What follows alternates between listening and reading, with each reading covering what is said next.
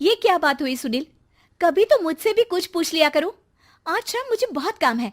मुझसे पूछे बिना तुमने हाँ क्यों बोला? ओहो, तो अब पूरे दिन घर में खाली ऐश करने पर भी मैं तुमसे पूछूं कि बिजी तो नहीं हो? अरे फालतू का मेलोड्रामा नहीं चाहिए मुझे। टाइम से तैयार रहना। उसे सच में आज बहुत काम है बेटे, तू अकेले चला जाना। पहले पैसे कमाकर इनके खर्चे उठाओ और फिर नाटक देखो जरा।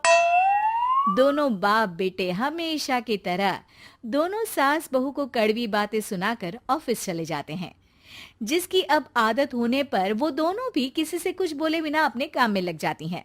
इसी तरह सुबह से शाम हो जाती है। मम्मी, समझ नहीं आ रहा, इतने सारे काम पड़े हैं जो कल सुबह तक अगर पूरे नहीं किए तब भी हम पर ही इल्जाम आएगा, और अगर पार्टी में नहीं गई तब भी सुनाएंगे। अरे इन कहो की तो आदत हो गई है बेफिजुल काय काय करने की। तू तैयार हो जा, काम मैं संभाल लूंगी। अब नेहा सुनील के घर वापस आने से पहले ही तैयार हो जाती है, जिस पर वो सुनील के आते ही पार्टी के लिए चले जाते हैं। वहां पहुंचकर हमेशा की तरह सुनील अपने दोस्तों में बिजी हो जाता है और नेहा एक कोने में खड़ी रहती है। रात बीतती है और अगली सुबह एक बार फिर वही रूटीन शुरू हो जाता है। इन लोगों को हमारे काम और जिंदगी की कोई अहमियत क्यों नहीं है? इन्हें कब समझ में आएगा कि घर में रहने वाली औरतें सिर्फ आराम नहीं करती।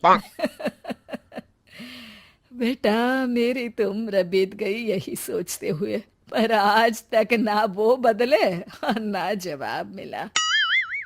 लेकिन माँ, समय हमेशा एक जैसा नहीं रह सकता, इन्हें बदलना होगा। सुबह से शाम होती है और फिर रात। इसी तरह दिन बीतने लगते हैं। एक शाम सुनील और उसके पापा ऑफिस से जल्दी घर वापस आते हैं। तब हमें पार्टी में जाना है, सूट प्रेस करके दे दो और जल्दी तैयार हो जाओ। अरे तुम भी और घंटों मत लगाना, समझे? इसके आगे नेहा या सास को बोलने का कोई भी मौका ना देते हुए दोनों वहां से चले जाते हैं। कुछ देर बाद चारों पार्टी में पहुंच जाते हैं। यहाँ सब समझदार और पढ़े लिखे लोग हैं, कोई बेवकूफी करके मेरी नाक मत कटवाना। और तुम तो खासकर अपनी जुबान काबू में रखना, बहुत चलने लगी है आजकल।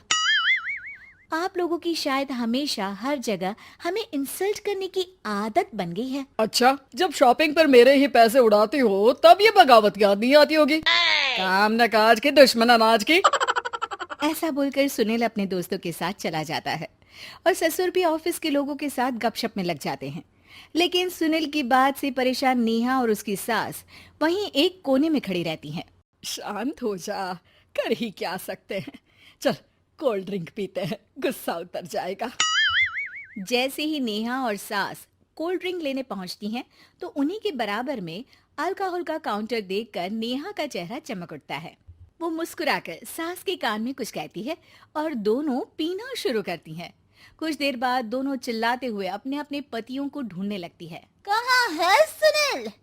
देख, तेरी असलियत आ रही है। कहाँ है सुनील के पापा? देखो, तुम्हारी शामत आ रही है।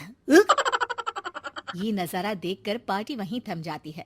सब लोग उन्हें ही देखने लगते हैं। ये है मेरे पति। अरे काहे के पति?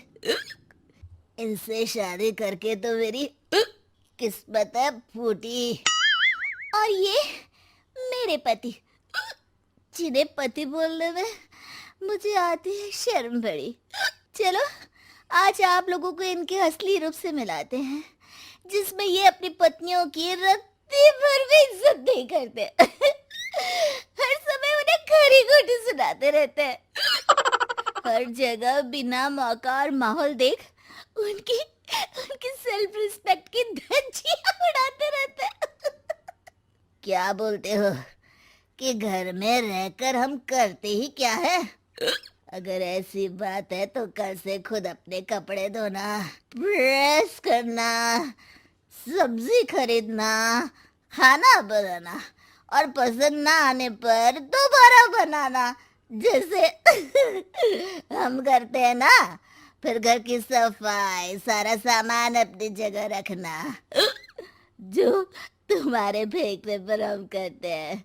और फिर फाइनेंस मंत्री बनकर लिमिटेड पैसों में बढ़ती कीमतों के साथ घर का बजट बनाना। सुनील, इन्हें चुप करा। अपनी तो कोई इज्जत है नहीं, हमारी भी खराब कर रही है। हाँ, ये तो और बढ़िया है। अब अच्छे से सुनो। नेहा, ये क्या ड्रामा है? ड्रामा तो अभी शुरू हुआ है जी। सास और नेहा अपने मन की सारी भड़ास निकालने लगती है, जिसे चुपचाप खड़े रहकर सुनने के अलावा ससुर और सुनील के पास कोई चारा नहीं होता। बहुत देर तक यही सब चलने के बाद आखिर में दोनों सास बहू बेहोश हो जाती हैं। अगली सुबह सिर दर्द के साथ दोनों की नींद अपने अपने कमरे में खुलती है, जिस पर उनके पति उन्हें हॉल में लेकर आते हैं। मेरा सिर इतना दर्द क्यों कर रहा है?